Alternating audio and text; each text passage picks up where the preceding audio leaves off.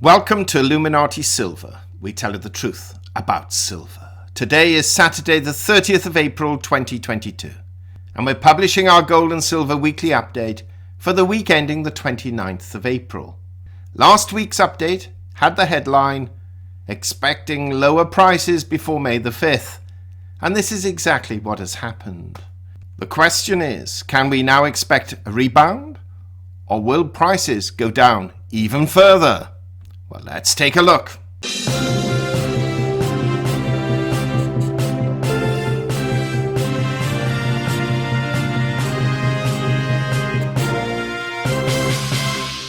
Now, before we look at prices, a quick shout out to our Thursday's video entitled Gold and Silver Fall as Dollar Index Soars, where we had pointed out that the dollar index even surpassed our estimate at over 103, and that Friday will be an interesting day for prices because of inflation or PCE figures due out.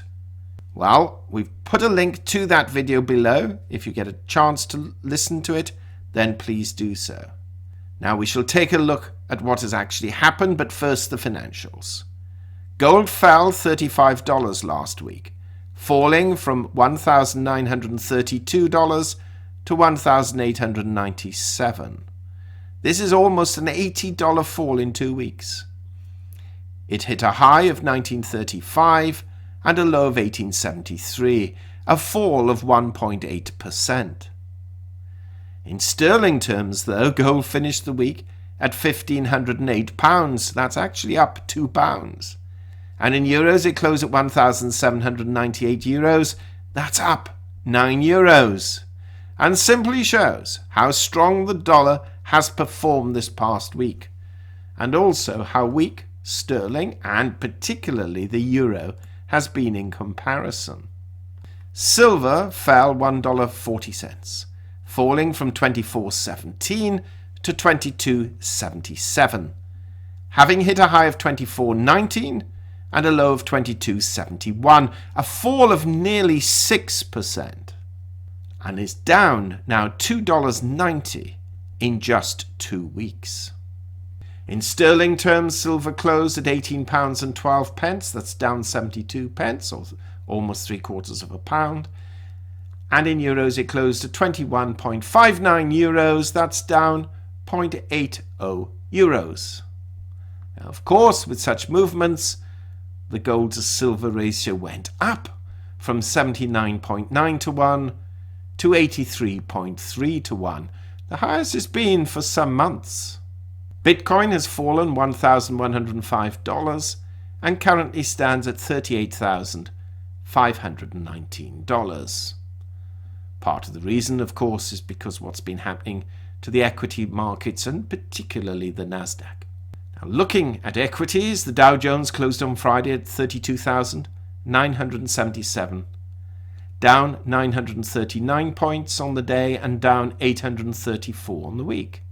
The S&P 500 closed at 4,131, down 155 points on the day and down 140 points on the week.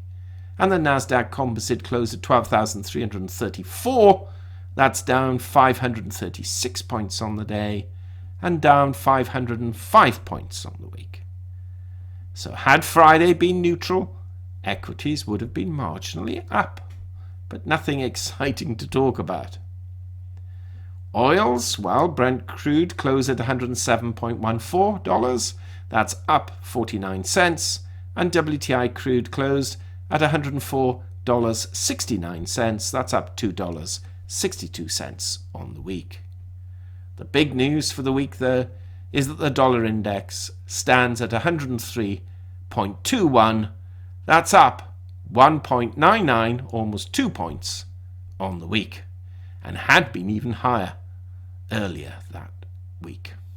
Now, we concluded last week's video with the following forecast. Quote, we expect to see gold trading between 1880 and 1980, with 1850 to 2010 as outliers, and we see silver trading between 2350 and 25, and 23 to 2550 as outliers, though we pointed out we were expecting lower prices and therefore expected precious metals to trade within the lower band rather than the higher band.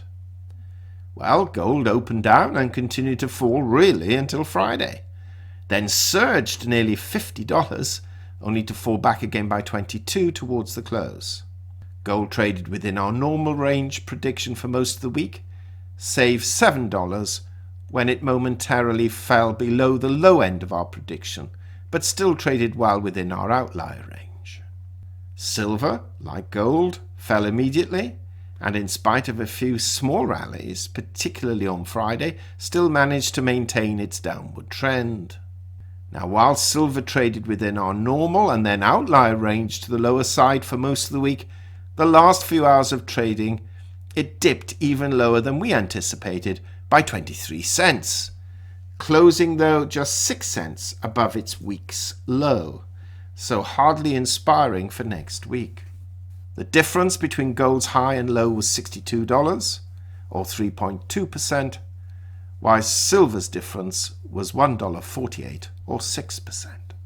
Now, of course, the rapid rise of the dollar index to 103.5 at one point, as we pointed out in Thursday's video, provided severe headwinds for precious metals, though the prospect of nuclear war, hinted by President Putin, certainly prevented prices from falling further.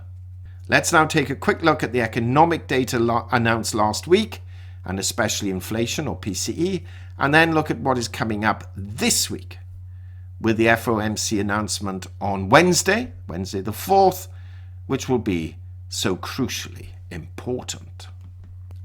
So let's take a look at this economic calendar for the past week and what's likely to happen this coming week, or what at least is going to be reported this coming week, and the repercussions thereof. On Monday, nothing scheduled. Tuesday, we can see durable goods orders as per expectations. We can also see consumer confidence index on Tuesday actually down for April compared to both what was reported in March and against expectations of something slightly higher. And new home sales were also lower than anticipated, so not really very positive news there. Then when we look at pending home sales, we can see it's down 1.2%, which, although in negative territory, is better than anticipated. And the rental vacancy rate for quarter one is higher than it was in the previous quarter. Now, initial jobless claims came in exactly as anticipated, slightly down from the previous week, and the continuing jobless claims broadly unchanged. We can see that real gross domestic product, and this is the first estimate, so it will be revised, is minus 1.4% for quarter one, against an expected positive 1%. Now, the important data Friday. PCE price index, 0.9. This is for March, compared with 0.5 for February. That's a rise of 0.4%. The core PCE price index, though, was slightly down and as per expectations. So year over year, we have PCE at 6.6 and core PCE at 5.2. Not great figures, but slightly better, shall we say, than anticipated, but only slightly. Nominal personal income is up 0.1% as per expectations, but down compared to February. Nominal consumer spending, though, is up at 1.1%, but real disposable incomes, surprise, surprise, is down 0.4%. Real consumer spending is up 0.2%. Then, perhaps less important overall, the Chicago PMI has come in lower than anticipated, and the UMich Consumer Sentiment Index broadly in line with expectations. Now, this coming week is more important. We have, on Monday, the US Manufacturing Final PMI and the ISM Manufacturing Index for April, and construction spending for March. Tuesday, we have job openings, quits, factory orders, and motor vehicle sales. Now, the important ones from our point of view, we have the ADP employment report, which will give us an indication, not a guarantee, but an indication as to what's likely to happen on Friday with the non-farm payrolls, and also potentially give us an indication as to what's going to be announced, if this report comes out first, later on by the Federal Reserve, which is the key piece of information coming out on Wednesday. And we have the ISM Services Index. So we have Fed Chair Jerome Powell making his announcement and then speaking to journalists afterwards. And frankly, we're going to expect to see some significant movement in the price of gold and silver just prior to this announcement or immediately after, which is why we've broadly said Thursday the 5th of May will perhaps see most movement, if only because it will give analysts and traders enough time to absorb what is actually said by the Federal Reserve. On Thursday, we have the initial jobless claims as always, productivity and unit labour costs, and then the very important non-farm payrolls on Friday. But to be candid with you, whatever these come out at, they will have a bearing, but you can rest assured that the FOMC will be broadly aware of these figures that are due to be announced. So whatever they factor in terms of higher or lower rates, and we all know they're going to go up, the question is, will they rise by 0.25% or 0.5%? But the farm payrolls will then justify that accordingly. And we're still expecting those figures to be quite strong, although maybe not as strong as they've been in recent months. And then we have consumer credit for March. So this is the comprehensive data we've got coming out this coming week. Okay, so going back to gold and silver, how do they look from a technical point of view? Well, gold has resistance at the 20-day moving average of $1,936 and support at the 200-day moving average of $1,833. However, with the 20-day moving average crossing below the 50-day moving average and the MACD printing a negative trajectory from a technical analysis point of view, we should expect to see lower prices again next week.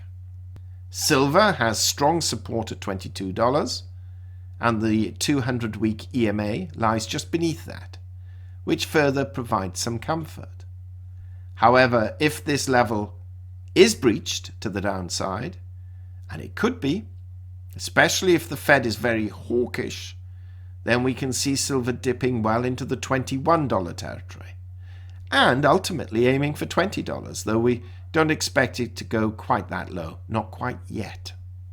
Resistance is seen at 23.81, where the 200-day moving average lies, and the fast stochastic and MACD also point to lower prices. So what's our prediction for this coming week? Well, unless the Fed surprises us and raises rates by just 0.25% and acts dovish, we still expect to see lower precious metal prices, but if that happens, it could give them a bit of a fillip. However, we don't expect that to happen. We expect a 0.5% rise in rates and the Fed to act hawkishly. Now, of course, that said, if the situation between Ukraine and Russia, and then Russia and NATO, heats up further with additional military action, and we're seeing the deployment of troops now, then this may dominate and act as a floor, and could even potentially push prices higher. However, with that caveat aside, we're expecting lower prices this week. So, we're anticipating that gold is going to trade broadly within $1,825 and $1,950, with $1,800 really being the floor and $1,975 as an outlier that we're not really expecting gold to rise to. We see silver trading between $22 and $23.75, and to the downside ultimately as an outlier $21.50 and $24.50 to the upside, but again we're expecting them to trade towards the lower end. But that said, we could very well see some price swings during the course of the week as the various forms of economic data is announced. What do you think? Do share your thoughts. Our video is a little longer this week than normal, but there's a lot going on this coming week. Please share your thoughts. Thank you for listening. If you haven't done so, do subscribe to the channel, not forgetting to press the bell sign so you're notified of our videos as and when they're published. Tomorrow we will provide a repeat of this video but under a different thumbnail and header, and we wish you an enjoyable, safe weekend, bank holiday for many of us in the UK, and of course, as always, a prosperous week ahead. Illuminati Silver owners come from a background of banking, international wealth management and economics. Having now retired from these worlds, we are not qualified to give investment advice. Therefore, this and other productions must not be deemed to be giving such advice and merely represent the personal views of its owners.